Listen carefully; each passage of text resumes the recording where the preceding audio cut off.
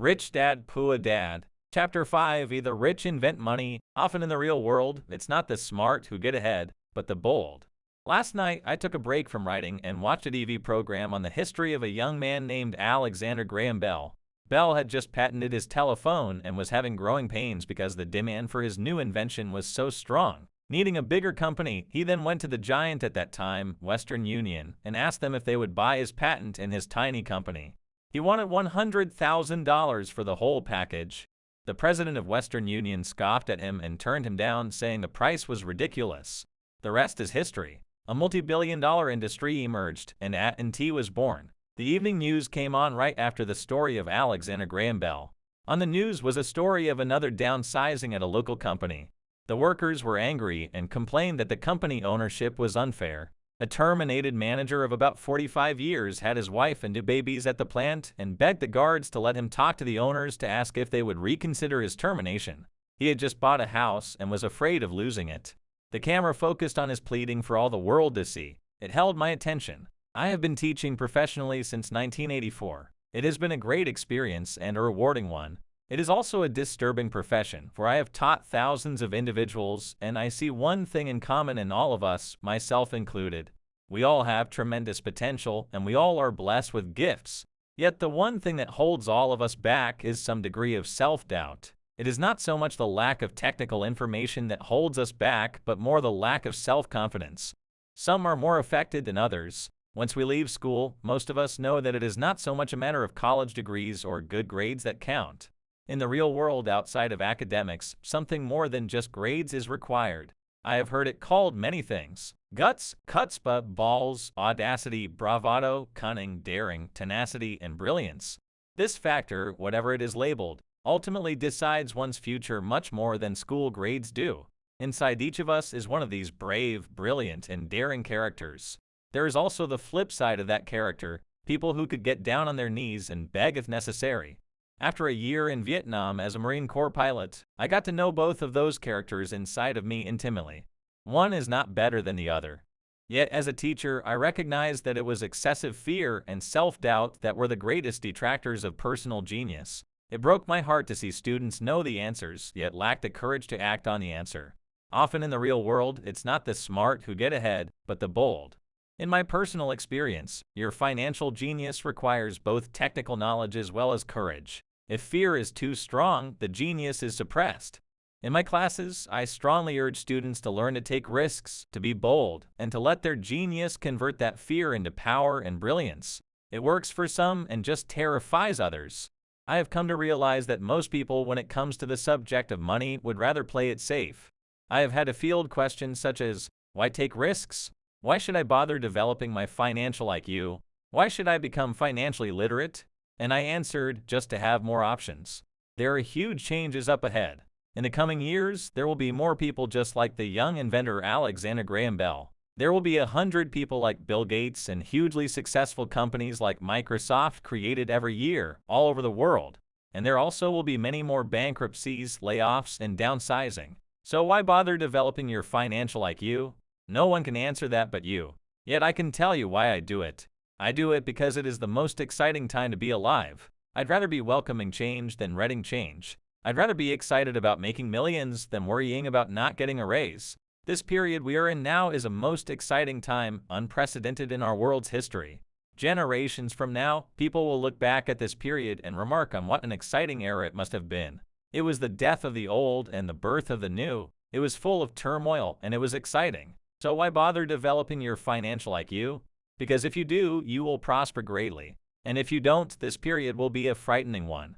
It will be a time of watching some people move boldly forward while others cling to worn-out life preservers.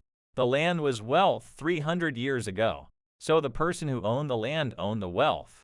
Later, wealth was in factories and production, and America rose to dominance. The industrialists owned the wealth. Today, wealth is in information, and the person who has the most timely information owns the wealth.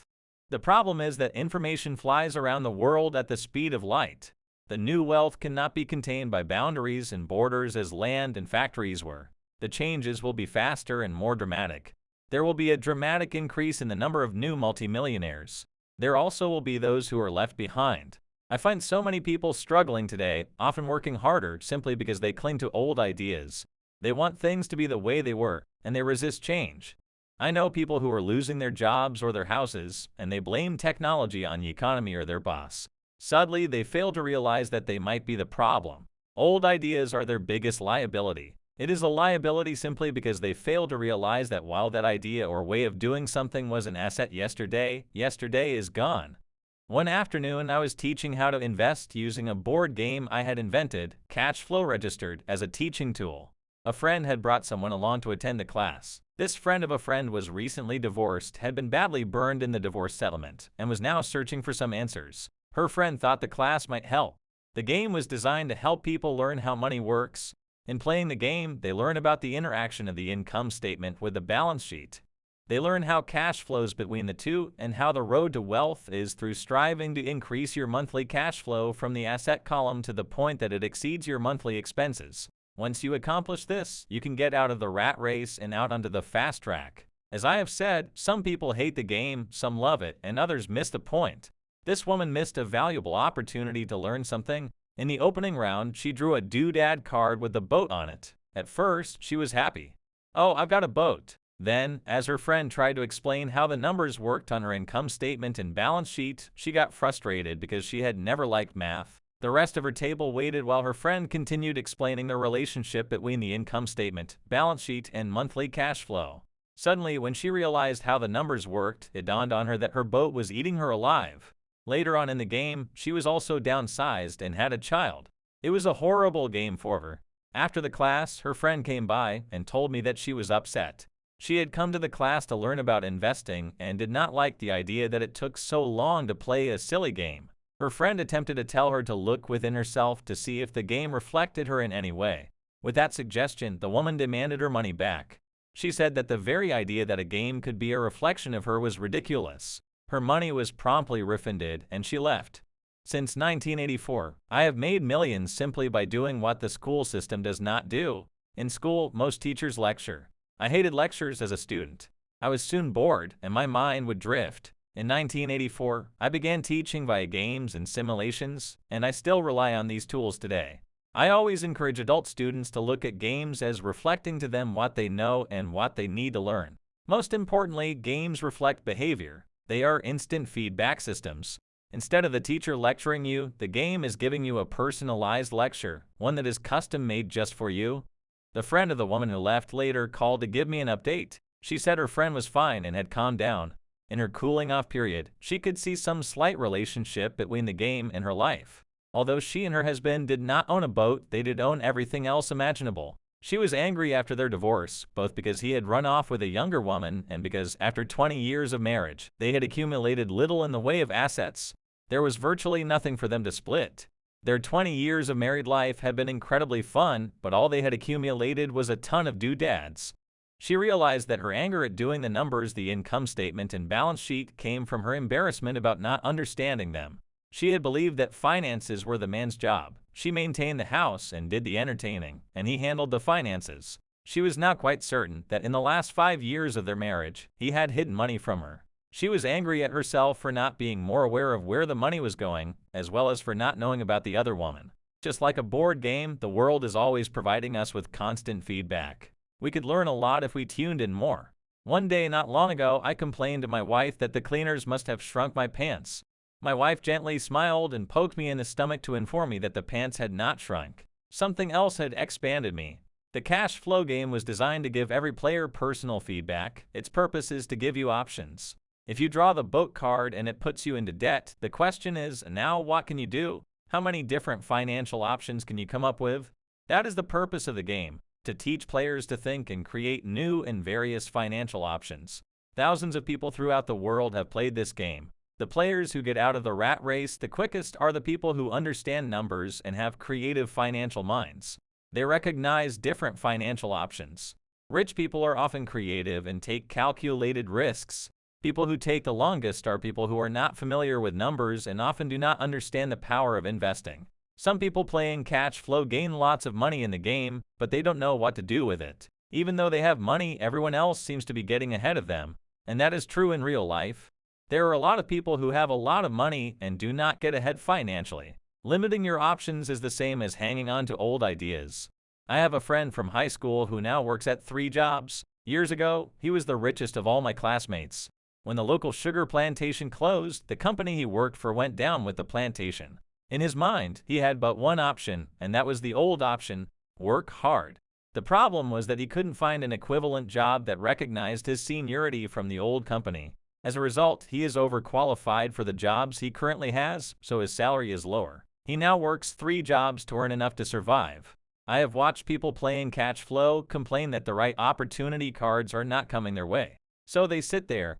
I know people who do that in real life. They wait for the right opportunity. I have watched people get the right opportunity card and then not have enough money. Then they complain that they would have gotten out of the rat race if they had had more money. So they sit there. I know people in real life who do that also. They see all the great deals, but they have no money.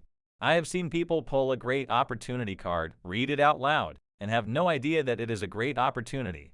They have the money, the time is right, and they have the card, but they can see the opportunity staring them in the face.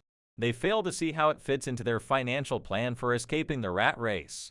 And I know more people like that than all the others combined. Most people have the opportunity of a lifetime flash right in front of them, and they fail to see it. A year later, they find out about it after everyone else got rich. Financial intelligence is simply having more options. If the opportunities aren't coming your way, what else can you do to improve your financial position? If an opportunity lands in your lap and you have no money and the bank won't talk to you, what else can you do to get the opportunity to work in your favor? If your hunch is wrong and what you've been counting on doesn't happen, how can you turn a lemon into millions? That is financial intelligence. It is not so much what happens, but how many different financial solutions you can think of to turn a lemon into millions. It is how creative you are in solving financial problems. Most people only know one solution: work hard, save, and borrow. So why would you want to increase your financial intelligence? Because you want to be the kind of person who creates your luck. You take whatever happens and make it better. Few people realize that luck is created just as money is. And if you want to be luckier and create money instead of working hard, then your financial intelligence is important. If you are the kind of person who is waiting for the right thing to happen, you might wait for a long time. It's like waiting for all the traffic lights to be green for 5 miles before you start your trip. As young boys, Mike and I were constantly told by my rich dad that money is not real. Rich Dad occasionally reminded us of how close we came to the secret of money on that first day we got together and began making money out of plaster of Paris. The poor and middle class work for money, he would say. The rich make money. The more real you think money is, the harder you will work for it. If you can grasp the idea that money is not real, you will grow richer faster. What is it? Was a question Mike and I often came back with. What is money if it is not real? What we agree it is, was all Rich Dad would say. The single most powerful asset we all have is our mind. If it is trained well, it can create enormous wealth seemingly instantaneously. An untrained mind can also create extreme poverty that can crush a family for generations. In the information age, money is increasing exponentially. A few individuals are getting ridiculously rich from nothing, just ideas and agreements.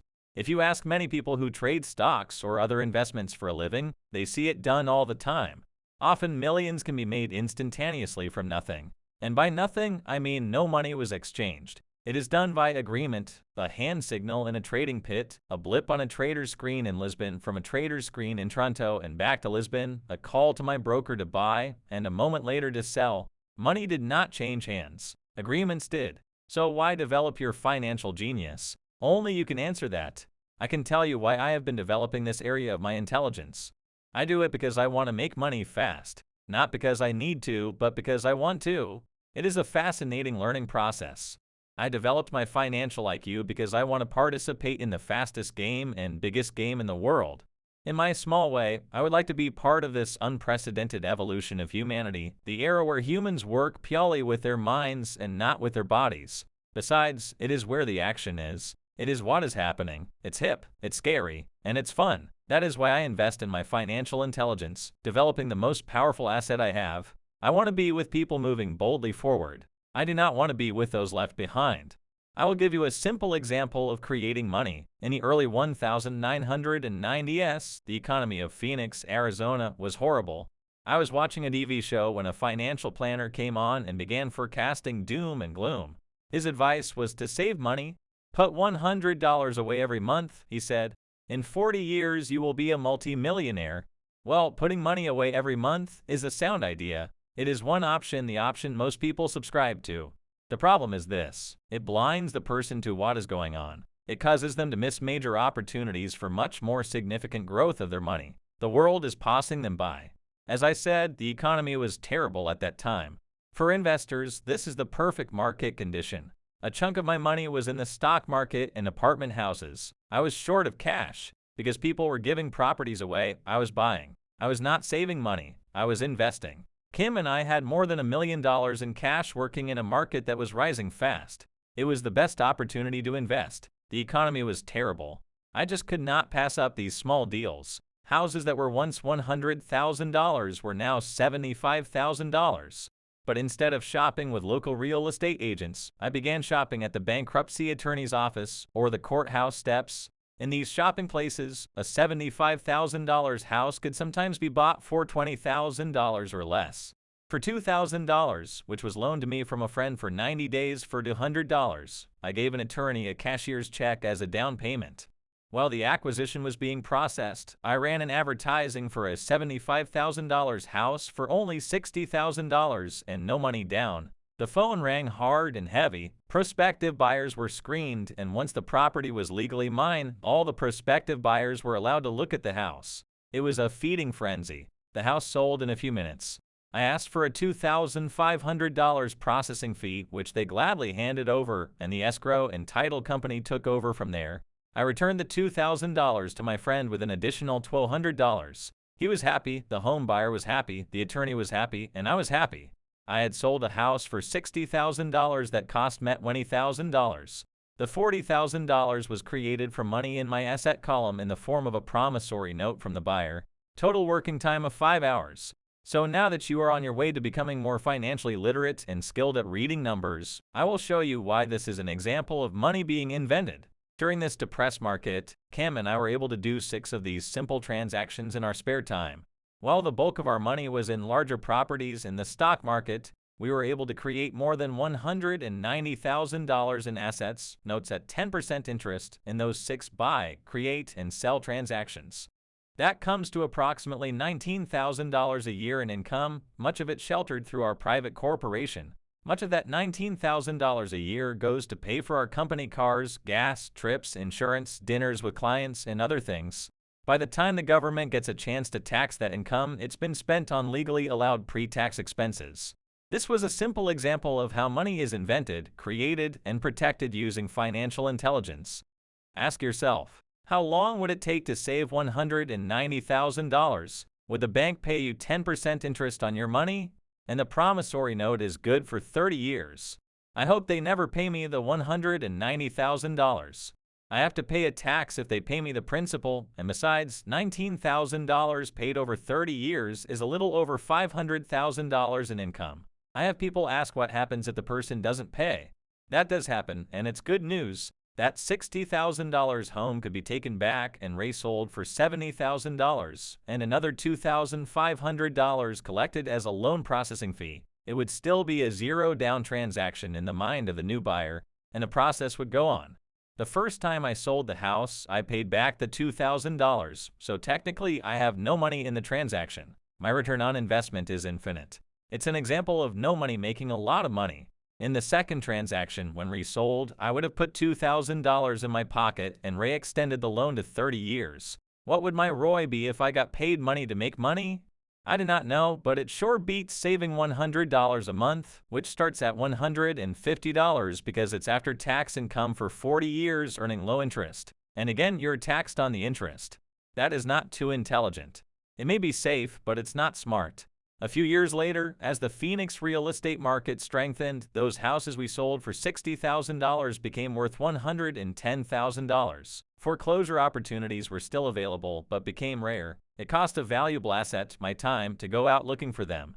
Thousands of buyers were looking for the few available deals. The market had changed. It was time to move on and look for other opportunities to put in the asset column. You can't do that here. That is against the law. You're lying. I hear those comments much more often than can you show me how to do that? The math is simple. You do not need algebra or calculus. The escrow company handles the legal transaction and the servicing of the payments. I have no roofs to fix or toilets to unplug because the owners do that. It's their house. Occasionally someone does not pay. And that is wonderful because there are late fees or they move out and the property is sold again. The court system handles that. And it may not work in your area. The market conditions may be different. But the example illustrates how a simple financial process can create hundreds of thousands of dollars with little money and low risk. It is an example of money being only an agreement. Anyone with a high school education can do it, yet most people won't. Most people listen to the standard advice of work hard and save money. For about 30 hours of work, approximately $190,000 was created in the asset column and no taxes were paid. Which one sounds harder to you? 1. Work hard, pay 50% in taxes, save what is left, your savings then earn 5%, which is also taxed. Or 2. Take the time to develop your financial intelligence, the power of your brain, and the asset column. If you use option number 1, be sure to factor in how much time it takes you to save $190,000. Time is one of your greatest assets. Now you may understand why I silently shake my head when I hear parents say, "My child is doing well in school and receiving a good education." It may be good, but is it adequate? I know the above investment strategy is a small one. It is used to illustrate how small can grow into big. Again, my success reflects the importance of a strong financial foundation, which starts with a strong financial education. I have said it before, but it's worth repeating. Financial intelligence is made up of these 4 main technical skills. Accounting is financial literacy, or the ability to read numbers. This is a vital skill if you want to build businesses or investments. 2. Investing is the science of making money. 3. Understanding markets is the science of supply and demand. Alexander Graham Bell gave the market what it wanted. So did Bill Gates. A $75,000 house offered for $60,000 that cost $20,000 was also the result of seizing an opportunity created by the market. Somebody was buying and someone was selling. 4. The law is the awareness of accounting, corporate, state, and federal regulations. I recommend playing by the rules. It is this basic foundation or the combination of these skills that is needed to be successful in the pursuit of wealth, whether it be through the buying of small homes, apartment buildings, companies, stocks, bonds, precious metals, baseball cards, or the like. A few years later, the real estate market rebounded and everyone else was getting in. The stock market was booming and everyone was getting in. The U.S. economy was getting back on its feet. I began selling and was now traveling to Peru, Norway, Malaysia, and the Philippines. The investment landscape had changed. We were no longer buying real estate. Now I just watch the values climb inside the asset column and will probably begin selling. I suspect that some of those 6 little house deals will sell and the $40,000 note will be converted to cash. I need to call my accountant to be prepared for cash and seek ways to shelter it. The point I would like to make is that investments come and go. The market goes up and comes down. Economies improve and crash. The world is always handing you opportunities of a lifetime every day of your life, but all too often we fail to see them. But they are there, and the more the world changes and the more technology changes, the more opportunities there will be to allow you and your family to be financially secure for generations to come. So why bother developing your financial intelligence? Again, only you can answer that. I know why I continue to learn and develop. I do it because I know changes are coming. I'd rather welcome change than cling to the past. I know there will be market booms and market crashes. I want to continually develop my financial intelligence because at each market change, some people will be on their knees begging for their jobs. Others, meanwhile, will take the lemons that life hands them, and we are all handed lemons occasionally, and turn them into millions. That's financial intelligence. I am often asked about the lemons I have turned into millions. I hesitate to use many more examples of personal investments because I am afraid it comes across as bragging or tooting my own horn. That is not my intention. I use the examples only as numerical and chronological illustrations of actual and simple cases. I use the examples because I want you to know that it is easy, and the more familiar you become with the 4 pillars of financial intelligence, the easier it becomes. I use 2 main vehicles to achieve financial growth: real estate and small cap stocks. I use real estate as my foundation. Day in and day out, my properties provide cash flow and occasional spurts of growth and value. The small cap stocks are used for fast growth. I do not recommend anything that I do. The examples are just that, examples. If the opportunity is too complex and I do not understand the investment, I don't do it. Simple math and common sense are all you need to do well financially. There are 5 reasons for using examples: to inspire people to learn more; 2. To let people know it is easy if the foundation is strong; 3. To show that anyone can achieve great wealth; 4. To show that there are millions of ways to achieve your goals; 5. To show that it's not rocket science. In 1989, I used to jog through a lovely neighborhood in Portland, Oregon. It was a suburb that had little gingerbread houses. They were small and cute. I almost expected to see Little Red Riding Hood skipping down the sidewalk on her way to Granny's. There were for sale signs everywhere. The timber market was terrible, the stock market had just crashed, and the economy was depressed.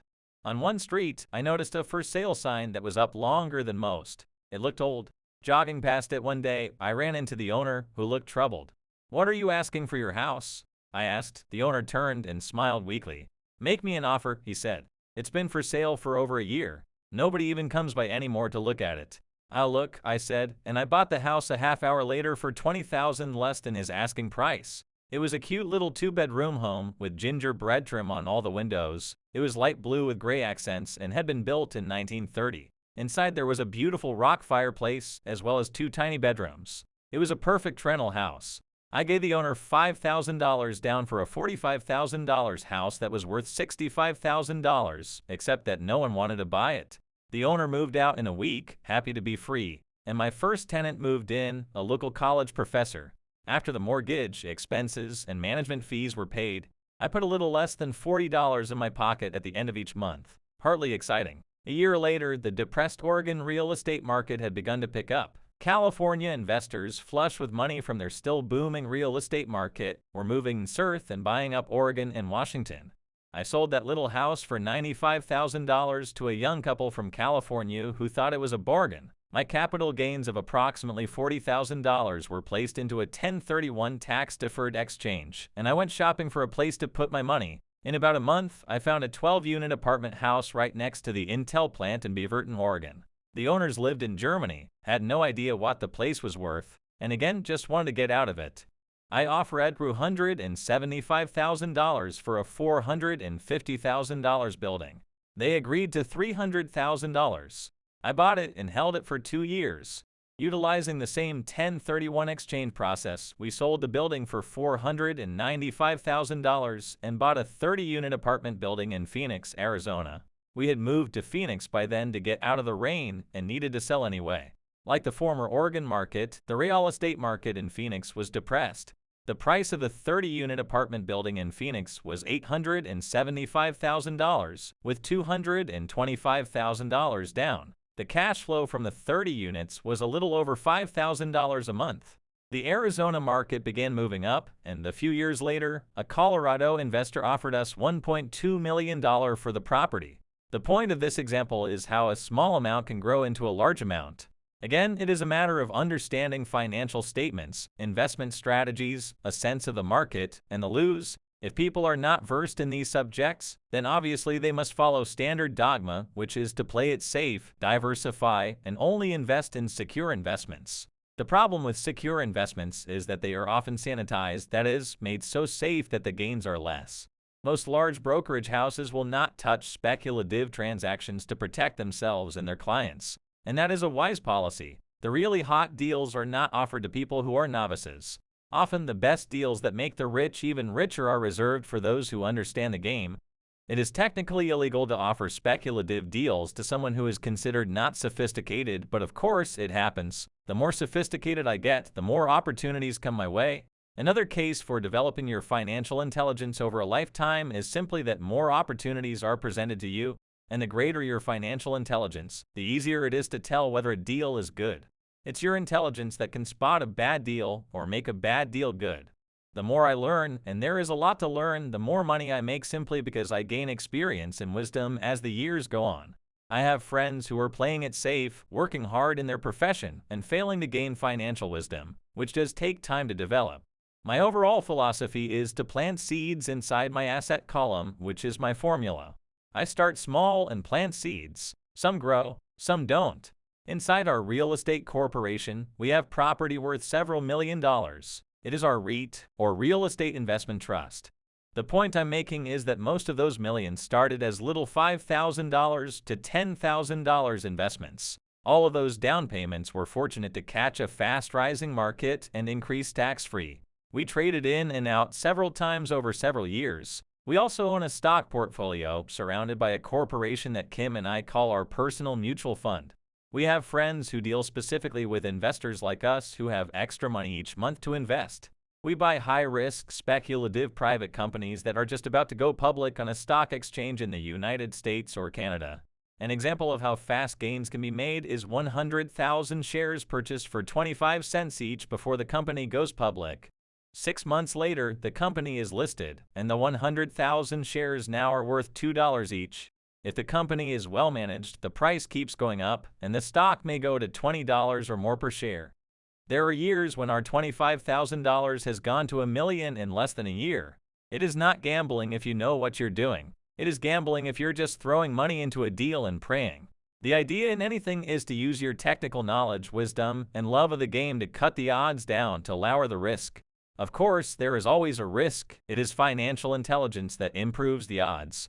Thus, what is risky for one person is less risky for someone else. That is the primary reason I constantly encourage people to invest more in their financial education than in stocks, real estate, or other markets. The smarter you are, the better chance you have of beating the odds. The stock plays I invested in were extremely high risk to most people and not recommended. I have been playing that game since 1979 and have paid more than my share in dues. But if you will reread why investments such as these are high risk for most people, you may be able to set your life up differently so that the ability to take $25,000 and turn it into $1 million in a year is low risk for you. As stated earlier, nothing I have written is a recommendation. It is only used as an example of what is simple and possible. What I do is small potatoes in the grand scheme of things. Yet for the average individual, a passive income of more than $100,000 a year is nice and not hard to achieve. Depending on the market and how smart you are, it could be done in 5 to 10 years. If you keep your living expenses modest, $100,000 coming in as additional income is pleasant, regardless of whether you work. You can work if you like or take time off if you choose, and use the government tax system in your favor rather than against you. My basis is real estate. I love real estate because it's stable and slow-moving. I keep the base solid. The cash flow is fairly steady and, if properly managed, has a good chance of increasing in value.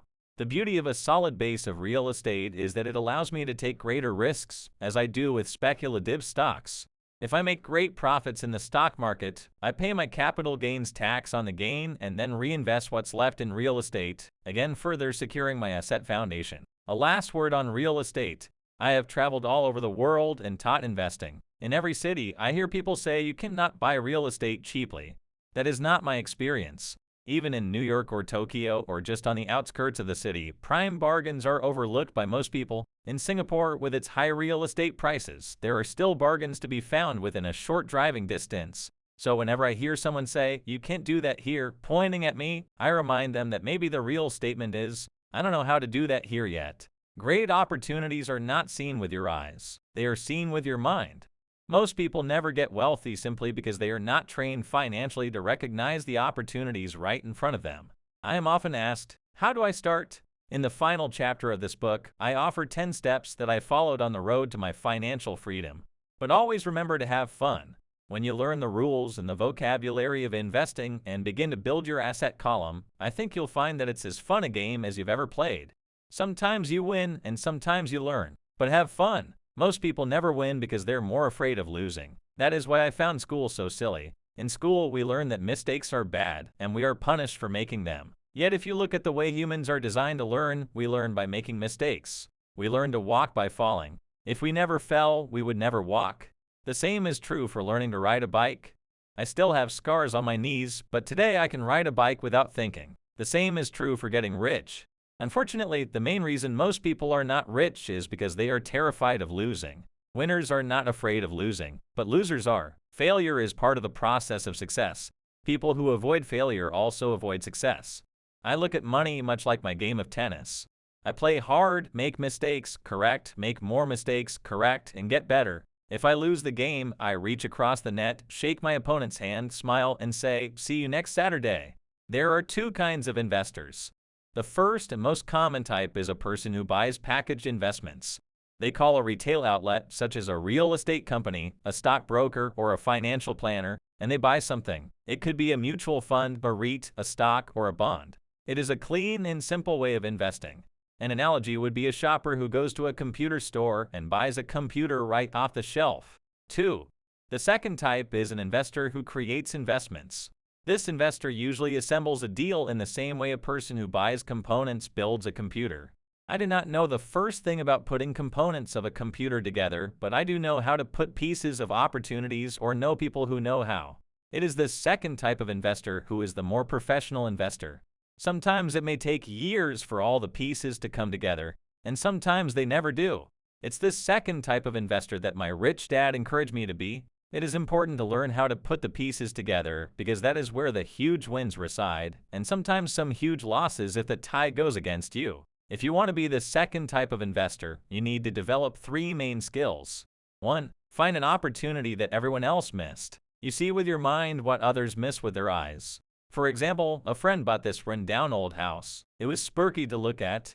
Everyone wondered why he bought it. What he saw that we did not was that the house came with 4 extra empty lots. He discovered that after going to the title company, after buying the house, he tore the house down and sold the 5 lots to a builder for 3 times what he paid for the entire package. He made $75,000 for 2 months of work. It's not a lot of money, but it sure beats minimum wage, and it's not technically difficult. 2. Raise money. The average person only goes to the bank. This second type of investor needs to know how to raise capital, and many ways don't require a bank. To get started, I learned how to buy houses without a bank. It was the learned skill of raising money more than the houses themselves that was priceless. All too often I hear people say, the bank won't lend me money or I don't have the money to buy it. If you want to be a type 2 investor, you need to learn how to do that, which stops most people. In other words, a majority of people let their lack of money stop them from making a deal. If you can avoid that obstacle, you will be millions ahead of those who don't learn those skills. There have been many times I have bought a house, a stock, or an apartment building without a penny in the bank. I once bought an apartment house for $1.2 million. I did what is called tying it up with a written contract between the seller and buyer. I then raised the $100,000 deposit, which bought me 90 days to raise the rest of the money. Why did I do it? Simply because I knew it was worth $2 million. I never raised the money. Instead, the person who put up the $100,000 gave me $50,000 for finding the deal, took over my position, and I walked away. Total working time me 3 days. Again, it's what you know more than what you buy. Investing is not buying. It's more a case of knowing. 3. Organized, smart people. Intelligent people are those who work with or hire a person who is more intelligent than they are. When you need advice, make sure you choose your advisor wisely. There is a lot to learn, but the rewards can be astronomical. If you do not want to learn those skills, then being a type 1 investor is highly recommended. It is what you know that is your greatest wealth. It is what you do not know that is your greatest risk. There is always a risk, so learn to manage risk instead of avoiding it.